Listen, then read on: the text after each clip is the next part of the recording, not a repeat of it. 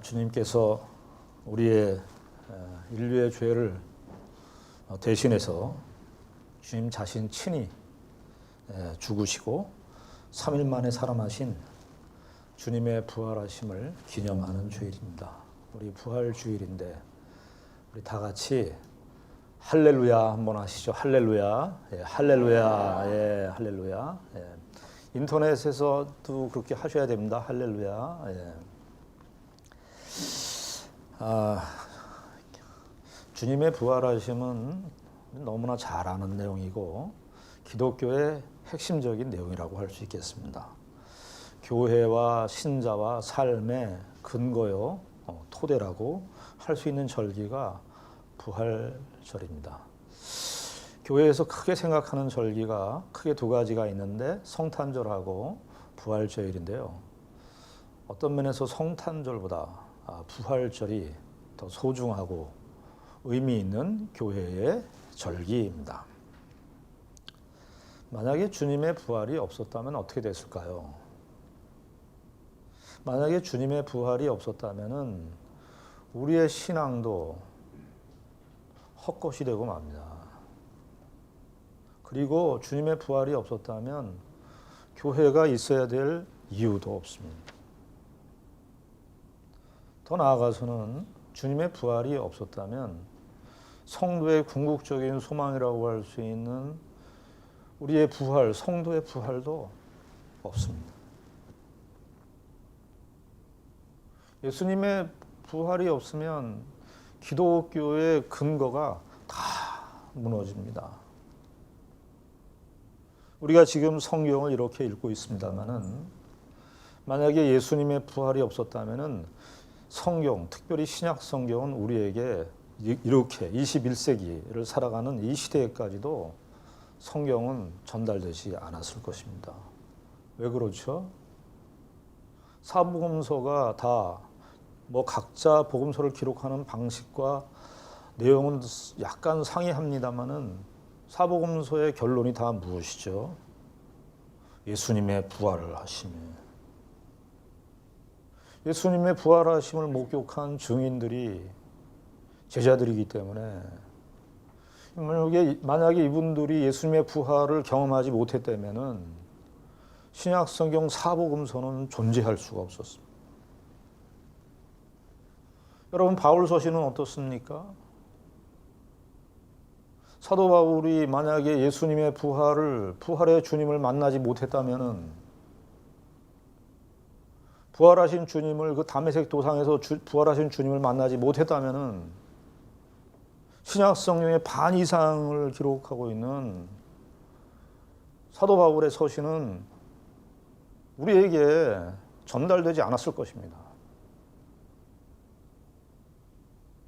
예수님의 부활은 우리의 신앙의 토대요, 교회의 토대요, 기독교 인류 역사 2000년의 역사를 떠받치는 기초요, 토대요. 우리의 삶과 신앙의 유일한 규범이라고 할 수 있는, 유일한 캐논이라고 할 수 있는 이 성경이 성립될 수가 없었습니다. 예수님의 부활은 그래서 너무나 소중한 기독교의 가장 핵심적이고 본질적인 교리입니다. 예수님께서 부활하신 사실을 제자들에게 여러 번 알려주셨어요. 우리가 오늘 고린도전서 15장 같이 교독하지 않았습니까? 예수님께서 게바에게 보이시고 12사도에게 보이시고 500여 형제에게 일시에 보이시고,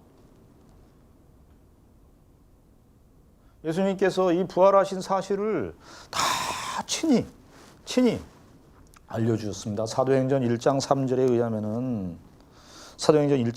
의하면 예수님의 부활하심을 40일 동안 친히 제자들에게 알려주셨다.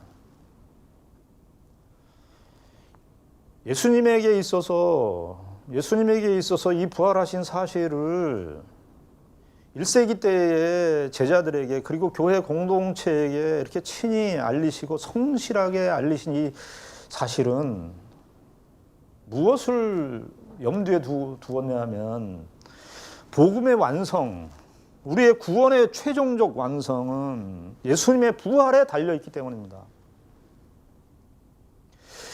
예수님의 십자가가 매우 소중합니다. 예수님의 십자가 사역이 굉장히 중요합니다. 우리가 지난 주간이 고난 주간이었는데요. 예수님의 순환당하심, 예수님의 고난당하심, 예수님께서 십자가에 죽으시는 이 속죄 사역, 굉장히 소중한 진리입니다. 그러나 예수님의 이 십자가 사역이 매우 소중하고 매우 중요한 기독교의 핵심적인 내용입니다만, 만약에 부활이 없다면 반쪽짜리 복음입니다. 반쪽짜리 복음. 그래서 예수 그리스도를 1세기 때 성도들이 예수 그리스도를 믿는다, 그럴 때는요, 예수를 믿는다 그럴 때는 항상 예수의 죽으심만 믿는다, 예수의 십자가만 믿는다, 그렇게 안 했고요. 예수의 십자가와 부활을 믿는다. 예수를 믿는다 그러면, 예수를 믿는다는 게 뭐냐? 우리 일반적인 종교관들이 많잖아요. 일반적인 그런 신을 믿는다 그런 말을 하는데, 1세기 때 예수 그리스도를 믿는다 그렇게 얘기할 때는 예수 그리스도의 죽으심과 부활을, 예수님의 십자가 없는 부활도 의미가 없습니다. 예수님의 십자가의 죽으심, 순환당하심, 고난당하심이 없는 부활만 있는 교리도 기독교의 정통교리가 아닙니다. 그것도 반쪽이에요. 양쪽은 서로 지지해 줍니다. 동전의 양면보다 더 하나됨입니다. 예수의 십자가, 예수의 순환과 예수님의 부활은 기독교의 핵심적인 내용. 그래서 예수님께서 정말 친절하게, 성실하게, 예수님 그냥 올라가시면 돼요. 부활하시고 승천하시고 올라가시면 되는데요. 예수님께서 사도행전 기록에 의하면 40일 동안을 해 받으신 후에, 순환당하신 후에 제자들에게 다 나타나셨어요. 그런데 오늘 본문은 우리가 요한복음을 읽었습니다만, 누구에게 이 부활의 주님이 나타난 사건을 기록하고 있습니까? 도마입니다. 도마. 저는 주일학교 때 이 도마 그러니까요, 어머니들이 집에서 식탁 두들기는 그런 도마로 자꾸 생각을 했어요. 네. 그래서 저는 도마가 12제자들 중에 셰프인 줄 알았어요. 셰프. 음식을 만드는 사람인가. 사복음서가 다 예수님의 부활을 제자들에게 다 보이셨다, 제자들에게 나타나셨다 하는 사실을 다 기록하고 있어요. 그 사복음서에 공통적으로 나타나는 내용이 뭐냐면요, 예수님의 무덤은 빈 무덤이었다는, 사복음서가 다 기록해요. 여러분, 예수님의 시신을 마지막에 매장한 신분이 누구냐 하면 아리마대 사람 요셉입니다. 요셉. 이 사람은 어떤 사람이었냐면은 그 당시 때 사내들인 공회의 회원이었어요. 공회의 회원. 그 사내들인 공회의 회원인데, 사내들인 공회의 회원은 우리가 마태복음에서 보듯이 예수님에 대해서 적대적이었습니다. 그런데 아리마대 사람 이 요셉만큼은 이 사람은 부자였습니다. 근데 이 요셉만큼은 예수님의 오심과 예수님의 행적을 보고 그의 마음이 예수님에게 끌린 거예요. 하나님께서 역사하셔서 이 아리마대 사람 요셉, 이 부자인데 이 사람이 예수님에게 마음이 끌린 거예요. 그래서 공회의 결정과 공회의 그 행동에 대해서 동의하지 않았습니다. 그래서 예수님이 다 순환당하시고 완전히 죽으시고 난 다음에 금요일 날, 우리 식으로 얘기하면 금요일 날 오후에 빌라도에게 찾아가서 그 시신을 달라고. 누구와 함께 했냐면 요한복음의 기록에 의하면 니고데모와 함께. 니고데모도 그 당시 때 예루살렘 공회 회원은 아니지만 그래도 상당히 높은 배분을 가지고 있는 사람이고 아마도 경제적으로도 부유한 사람이 이 니고데모였을 것입니다. 이 두 사람이 예수님의 시신을 달라. 예수님의 시신을 달라 그랬는데 그 당시 때 공동묘지가 있었습니다. 공동묘지. 그런데 이 아리마대 사람 요셉과 니고데모가 예수님을 그렇게 모실 수 없는 거예요. 예수님을. 그래서 새로운 예수님만 무덤이 있는데 아무도 이제까지 매장한 적이 없는 새로운 무덤에다가 예수님을 모신 거예요. 그런데 예수님을 어떻게 모십니까? 아리마대 사람 요셉, 그 당시 때 아마 이스라엘 사회에서 귀한 게 뭐냐면 향품입니다. 향품. 근데 그 향품을 기록에 의하면 한 35kg 정도. 35kg 정도 되는 향유를 사다가 예수님의 시신에 다 바르는 거예요.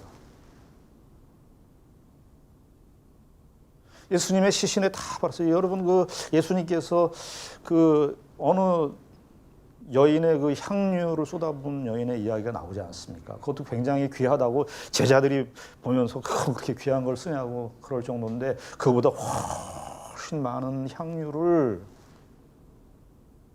예수님의 시신에다가 이렇게 다 발랐어요. 니고데모하고 요셉이 같이 이렇게.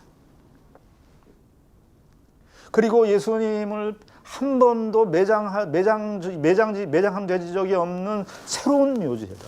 우리 한국식하고 틀린다 이렇게 땅에 하는 게 아니라 이스라엘 그 당시 때 이렇게 산같이 생긴 토굴 같은 데다가 이렇게 세워서 예수님을 모시는 거예요. 그리고 적어도 기록에 의하면 한 37시간 정도요. 그러니까 예수님이 금요일 날, 우리 식으로 얘기하면 금요일 날 오후 3시에 돌아가셨고, 그리고 토요일 안식일을 지나고 주일 저녁, 주일 아침, 지금 우리 식으로 얘기하면 오늘 새벽이에요. 새벽 한 4시 정도. 예수님께서 3일 만에 돌아가시겠다고 하셨는데 날수로는 3일이에요. 근데 정확하게 하려면 36시간을 보내야 되는 거 아닙니까? 72시간을 보내야 되는 거 아닙니까? 갑자기 제가 수학이 안 돼가지고 72시간을 보내야 되는데 예수님께서 정확하게 따져보면 한 37시간, 38시간이에요. 그러나 날수로는 예수님께서 친히 예언하셨듯이 내가 3일 만에 살아나리라. 근데 날수는 다 채우셨어요. 어떤 학자는 그렇게 얘기를 해요. 예수님께서 72시간을 이렇게 다 채우지 않고 왜 이렇게 나오시려고 했는가? 왜 이렇게 부활하셨는가? 이렇게 부활하셨는가? 왜 안식일 새벽에 이렇게 부활하셨는가? 예수님께서 우리의 새로운 시대를 열려고, 우리의 구원을 주시려고, 온 인류 죄와 사망, 영원한 사망의 저주 아래에 있는, 사슬 아래에 있는 인류를 구원하기 위한 그 열망으로 하나님께서 예수님을 빨리 불러 이렇게 세우신 거예요. 사망의 세력을 깨트리기 위해서. 그래서 사복음서 다 보면 예수님이 부활하신 것을 이렇게 다 각자 좀 다르게 기록하고 있는데 공통적으로 나오는 내용이 뭐냐면 안식 후 첫날이라는. 굉장히 의미심장해요. 새로운 시대가 열렸다는 거예요. 새로운 시대가. 그냥 그날은 그냥 안식일 날 늘 지켜왔어요. 유대 사회에서 안식일. 그러나 예수님의 부활과 함께 새로운 시대가, 특별히 안식일날, 아담의 타락 이후로 안식이 깨져버린 세상인데, 죄가 들어와 갖고 이 세상은 안식이 다 깨져버렸는데, 분열과 갈등과 고난과 죽음의 운명을 피할 수 없는 이 세상이 다 안식이 다 깨져버린 그런 상태인데, 예수님께서 부활하심으로 새로운 안식의 세계, 원래 아담의 타락 이전에 하나님과 그 형상으로 만든 인간 존재의 아름다운 인격적 교제, 하나님의 영원한 복지, 그 에덴 동산의 그 축복을 잃어버렸는데 안식이 깨져버렸는데, 새로운 안식의 시대, 창조 경륜 속에 있었던 하나님과 그의 백성 간의 영원하고 복된 교제, 생명의 교제, 그것을 비로소 예수 그리스도의 죽으심과 부활로 인하여 새로운 시대가 도래하였음을 알리는 거예요. 그런데 이 도마에게 나타나신 이야기, 제자들이 다 가서 봤는데, 여인들이 먼저 가요. 또 복음서에 공통적으로 등장하는 게 뭐냐면 여인들이 제일 먼저 가요. 그 여인들에게 하나님께서 더 역사하셨던 것 같아요. 여인들이 제일 먼저 가서 다 봤는데, 여인들도 보고 그 다음에 제자들이 가서 봤는데 다 공통적으로 빈 무덤이에요. 여러분, 근데 빈 무덤이요, 이렇게 되어 있습니다. 성경의 기록에 의하면은 수의, 우리식으로 한국식 수의가 아니고요, 붕대, 미라를 생각하시면 돼요. 미라를 생각하시면 되는데, 몸에 이렇게 붕대로 다 감으신 거예요. 그러니까 향유를 다, 요셉하고 니고데모가 향유를 다 발랐어요. 몸 하나 진짜 구석구석 다 예수님의 몸에 그 피로, 상처로 다 찢기신 몸을 다 향유로 다 발랐어요.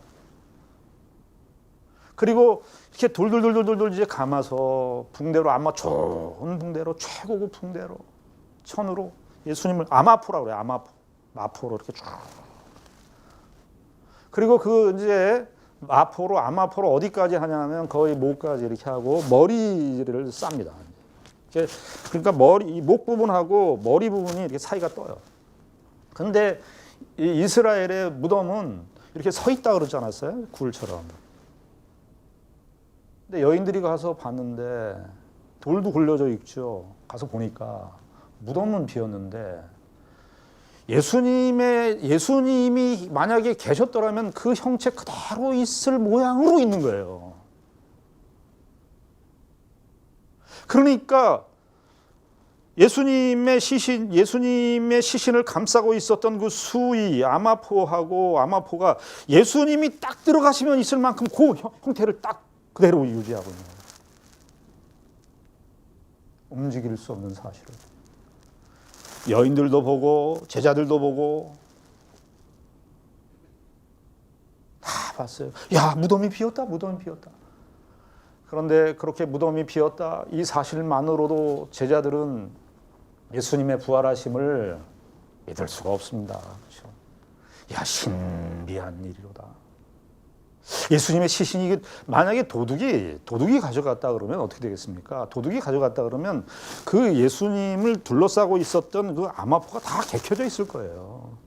그런데 딱 보니까 예수님의 머리를 싸고 있는 부분과 예수님의 몸을 감싸고 있는 이 수의와 머리를 싸고 있는 부분이 그대로 있는 거, 그 얼굴만큼 간격을 떠서 그대로 있는 거예요. 그런데도 제자들과 여인들은 믿을 수가 없었습니다. 무슨 사실이 있어야 되냐? 예수님의 부활체를 만나야 돼요. 예수님의 부활체. 그래서 안식 후 첫날 저녁 때, 요한복음에 의하면 첫날 저녁 때 예수님께서 제자들에게 나타나십니다. 그러면서 몸을 보여주십니다. 예수님의 몸이요, 신비합니다. 예수님의 몸이 실체가 있어요. 그래서 옆구리를 만져봐라, 손도 만져봐라 그래요. 실체가 있습니다. 그러나 예수님의 몸이 공간적 제한을 받지 않습니다. 여러분 이런 사실들을 우리가 얘기할 때에 사람들이 못 믿습니다. 못 믿는 거 충분히 이해돼야 돼요. 왜냐하면 우리가 살고 있는 세계는 물리적 세계예요. 공간적 세계, 시간과 공간의 세계에 있어요. 시간과 공간의 세계에 있는데 시간과 공간의 세계에 있는데 예수님의 몸은 어떤 몸입니까? 예수님의 몸은 어떤 몸이냐면 천상으로 들어가야 할 몸이에요. 영적인 새로운 하나님의 세계에 들어갈 몸이에요. 하나님은 예수 그리스도는 원상복귀하는 거예요.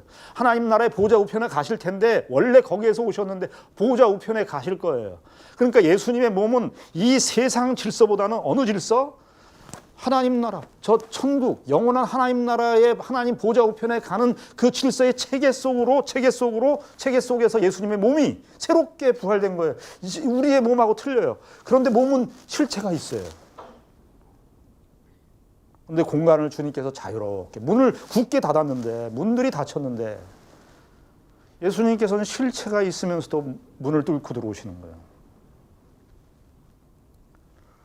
여러분 이 사실 때문에 많은 과학자들, 현대 신학자들이 다 시험에 빠졌습니다. 예수님의 부활 없다고.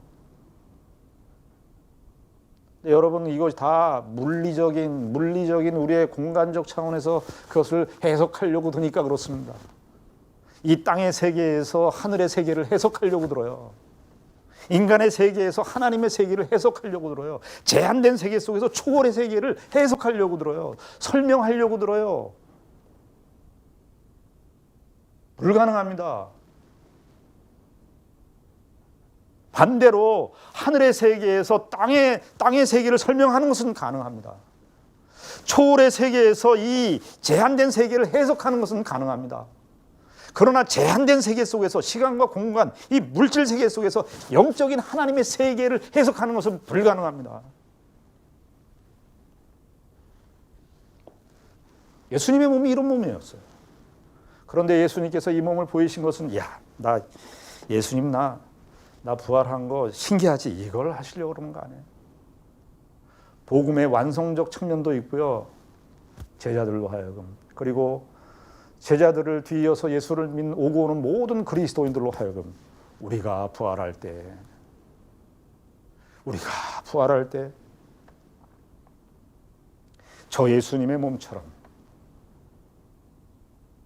저 예수님의 몸처럼 우리도 부활할 것이다.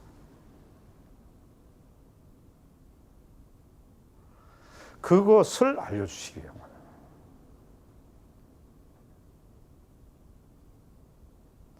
예수님께서 그래서 도마에게 보이십니다.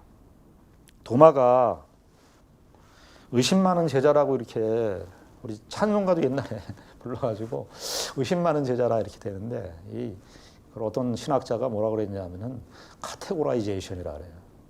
도마를 이 비관주의자라고 범주화 시켰다는 거예요. 범주화. 그렇게 해석하면 안 된다. 왜냐하면요. 요한복음에 보면 도마가요 어떤 사람이냐면 예수님께서 나사로를 살리시러 갈 때에 그때 유대인들이 예루살렘하고 가깝거든요. 그 당시 때 바리새인들이 예수님을 죽이려고 했었어요. 근데 예수님께서 베다니에 나사로를 살리시려고 간다고 그러니까 다른 제자들은 다 겁먹고 쩔쩔매고 있었는데 이 도마가 어떻게 합니까? 우리 다른 제자들한테 우리 예수님을 위해서 같이 죽으러 가자 그렇게 할 정도의 사람이었어요. 그러니까 의심이 많고 그런 게 아니에요. 근데 참 성경이 놀라운 게 이 요한복음이 이제 결론인데요. 이 도마가 부활의 주님을 만나는 사건이 결론이에요. 어떤 의미에서.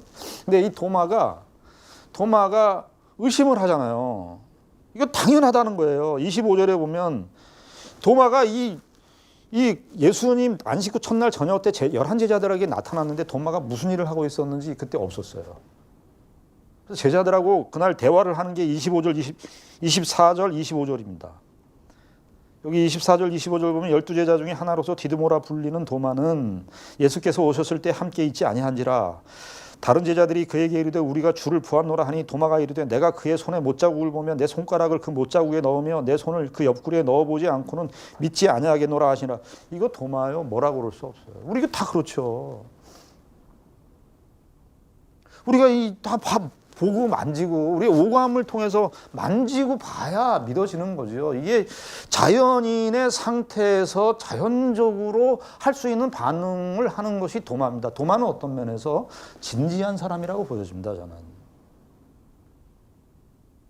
의심을 하는 사람이라기보다는 진지한 사람이라고 보여져요. 보여달라. 믿지 아니하겠노라. 그러나 우리가 이 사실도 알아야 돼요.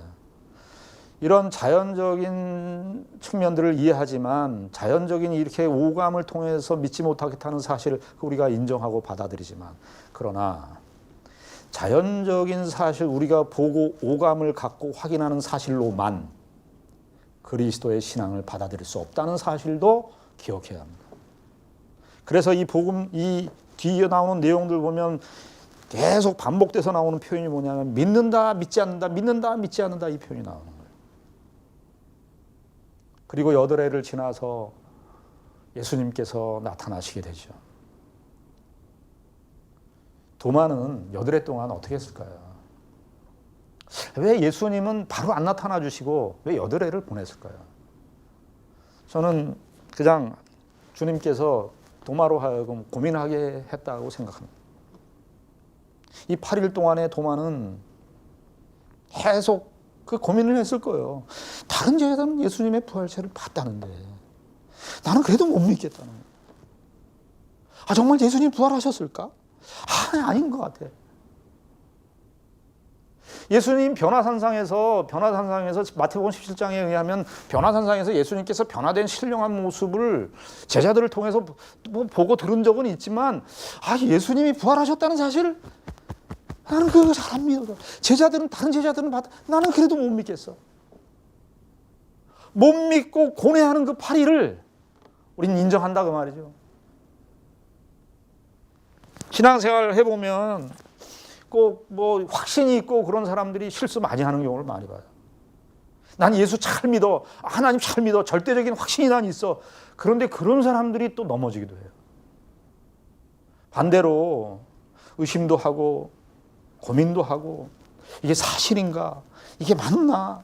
계속 고민하고 계속 갈등하고 의심도 하고 그러신 분들이 기독교 신앙에 들어오면은 그분들이 오히려 더 흔들리지 않아요. 도마는 결론적으로요. 도마는 이때 예수님을 만나서 어떻게 합니까? 여기 27절에 보면은 도마에게 이르시되 내 손가락을 이리 내밀어 내 손을 보고 내 손을 내밀어 내 옆구리에 넣어보라. 그리하여 믿음 없는 자가 되지 말고 믿는 자가 되라. 그렇게 했더니 도마가 어떻게 합니까? 손을 넣어봤습니까? 이 성경을 잘 읽으셔야 돼요. 도마가 그전에는 8일 전에는 내가 손을 만져봐야 되겠다. 손에 못자국을 만져봐야 되겠다. 나 옆구리 찔러봐야 되겠다. 나 그래야 믿는다. 그랬는데 여기 8일째 돼서 나타나서 예수님께서 말씀하시니까 내 만져봐라. 내 손 만져봐라. 내 옆구리 만져봐라. 근데 도마가 만져보던가요? 28절에 저는 이 27절과 28절에서 하나님께서 도마의 심령 속에 역사하셨습니다. 나 만져보지 않아도, 나 이제 예수를 만져보지 않아도, 내 예수님의 손의 못자국을 안 만져봐도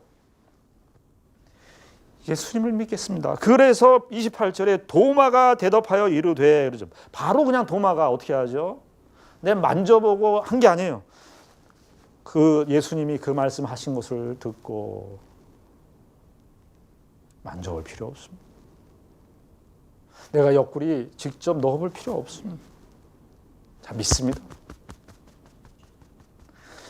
그래서 28절에 도마가 대답하여 이르되 나의 주님이시여 나의 하나님이시라.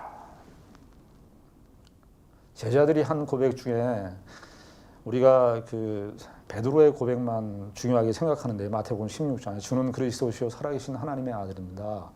이 고백도 훌륭합니다만 저는 고백 중에 고백이 이 도마의 고백입니다. 아주 짧아요. 나의 주, 나의 하나님이라. 여러분, 이것은 우리가 하나님이라는 말을 우리가 자주 쓰지만 도마에게 있어서 이 나의 하나님이라는 말, 특별히 또 이 도마의 사건을 맨 마지막에 기록했어요. 거의 21장은 부록과 같은 내용이고 20장 30절 32절에 요한복음을 쓴 기록 목적이 나오잖아요. 그러니까 기록 목적을 맨 마지막에 썼다는 것은 도마의 이 고백을 사도 요한은 맨 마지막에 결론으로 제시한 겁니다. 근데 여러분, 나의 하나님이라 그럴 때 요한복음 자체의 문맥 속에서는 여러분, 요한복음 1장 1절을 기억하십니까? 태초에 말씀이 계시니라. 말씀은 로고스죠. 예수님이죠. 태초에 말씀이 계시니라. 이 말씀은 하나님과 함께 계셨는데, 이 말씀은 하나님과 함께 계셨는데, 이 말씀은 하면서 이 예수 그리스도 로고스는 곧 하나님이시라. 1장 1절에 했어요. 그러니까 사도 요한은 요한복음을 기록하면서 도마의 이 최종적 고백, 나의 하나님이라고 하는 이 단어를 요한복음 1장과 연결시켜서, 자, 그 하나님은 어떤 하나님인가?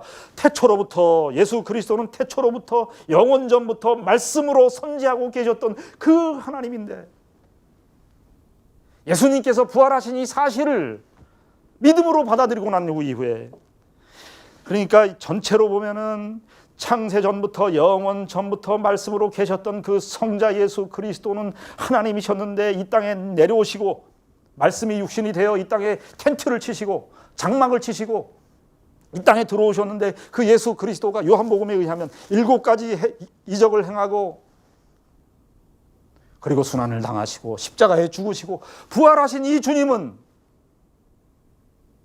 그냥 내가 예수 믿고 예수님이 내 문제 해결해 주고 예수님이 그냥 뭐 내 인생에 뭐 그냥 그 해답을 주시고 그런 정도의 하나님이 아니라, 이 예수님은 창세 전부터 영원히 계신 그 하나님, 나의 주, 나의 하나님. 초대 교부들 중에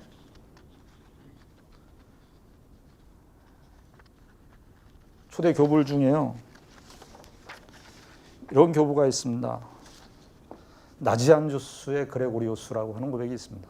이 그레고리우스가 그 당시 때 4세기 때 라틴어로 그런 이름들이 많았어요. 그래서 니사의 그레고리우스가 있고 나지안주스의 그레고리우스라는 사람이 있습니다. 380년에 이 나지안주스의 그레고리우스라고 하는 사람이 4세기 때 사실은 기독교는요, 다 교부들 통해서 기독교의 본질적인 내용들은 다 확립이 됐어요. 이분이 뭐라고 그랬냐면, 그 당시 때 초대교회 교부들 중에 최고의 처음에 신학자라고 이름을 받은 사람이 이 나지안주스의 그레고리우스예요. 갑바도기아 교부인데 터키. 이분이 뭐라고 그랬냐면, 우리는 숨 쉬는 것보다 더 자주 하나님을 고백해야 된다. 나의 주, 나의 하나님. 도마가 나의 주, 나의 하나님. 여러분, 창세기에 타락 전에 아담이 어땠을까요? 타락 전에 아담과 하나님과의 관계가 어떻을까요? 아담의 일상과 아담의 예배가 구분되었을까요? 타락 전에 아담은 그가 자고 깨고 일어나서 보는 삼라만상, 그의 에덴 동산의 모든 피조물들은 어떤 것이었습니까? 다 창조주의 지혜를 다 보여주는 것이었어요. 아담은 그래서 타락 전에 아담은 그의 일상과 예배가, 하나님을 고백하는 것과 일상이 구분되질 않았습니다. 왜냐하면 그의 모든 조건과 그의 모든 삶이 하나님을 떠나서 생각할 수 없는 상태였기 때문에 그렇습니다. 예수 그리스도를 믿고 부활하신 주님을 고백하는 우리들은 그것보다 더 온전한 차원에서 나의 주, 나의 하나님을 고백하는 것으로 우리가 부활하신 날, 주님께서 부활하신 이 부활주일을 우리가 그렇게 고백함으로써 하나님께 영광을 돌리는 절기인 것입니다. 우리 다 함께 우리 같이 나의 주, 나의 하나님 한번 외쳐보십시다. 나의 주, 나의 하나님. 네. 기도하겠습니다.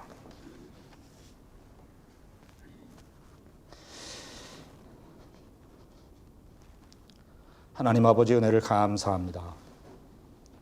부활주일을 허락하셨습니다.